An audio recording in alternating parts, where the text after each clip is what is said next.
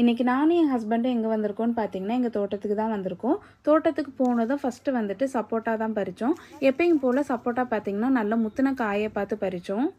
இந்த சப்போட்டா காயெல்லாம் நல்லா முத்தி போய் இருக்கிறதுனால இதை பறிச்சுட்டு போய் ஒரு 4-5 டேஸ் ரூம் டெம்பரேச்சரில் வச்சாலே போதும், நல்லா பழுத்துரும். பட் அரிசி பானையில் வச்சோன்னா ஒரு 2 டேஸ்லேயே நல்லா பழுத்துரும்.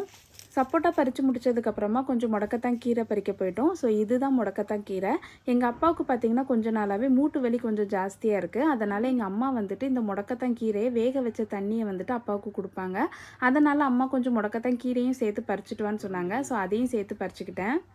முடக்கத்தான் கீரை பறித்து முடிச்சதுக்கப்புறமா கொய்யா மரத்தில் ஏதாச்சும் காய் இருக்குதான்னு பார்க்க போனேன். பட் கொய்யா மரத்தில் வந்து இந்த டைம் எந்த காயுமே இல்லை. ஸோ பறித்த சப்போட்டா காய் எல்லாத்தையும் எடுத்துகிட்டு வந்த பிக் ஷாப்பரில் எடுத்து வைக்க ஸ்டார்ட் பண்ணிட்டேன். எப்பயும் போல் ஒரே ஒரு கொல்லாம்பழம் இருந்துச்சு. பட் இந்த டைம் வந்துட்டு நான் பறிக்கலை. நான் தோட்டத்துக்கு போகிறதுக்கு முன்னாடியே எங்கள் அப்பா வந்து பறித்து வச்சுருந்தாங்க.